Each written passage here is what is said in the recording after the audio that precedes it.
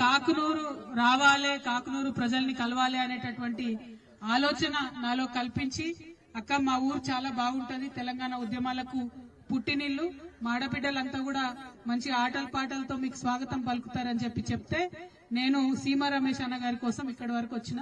మీ కాకునూరు ముద్దుబిడ్డ సీమ రమేష్ గారి ఇంట్లో యాక్చువల్ గా అయితే నాకు మా షాద్ నగర్ లో కంట్రీ చికెన్ మంచిగా ఉంటదని చెప్పిండు అన్న. కానీ తీరా చూస్తే ఇవాళ శనివారం, మరి మొక్క తినే అలవాటు లేదు, ఆలోచన లేదు కాబట్టి పప్పన్నం పెడతా అన్నాడు. అందుకే అన్న వాళ్ళ ఇంట్లో పప్పన్నం తిందామని ఇక్కడికి రావడం జరిగింది.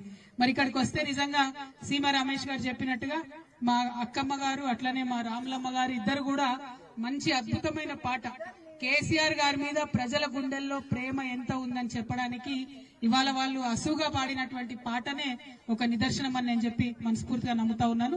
కేసీఆర్ గారు ఎట్లా ఇంటింటికి నల్ల తెచ్చిండ్రో, ఎట్లా నీళ్లు తెచ్చిండ్రో, ఎట్లా అందరినీ కడుపులో పెట్టుకొని చూసుకున్నారో వాళ్ళిద్దరు కూడా పాట ద్వారా చెప్పడం జరిగింది. చాలా సంతోషం.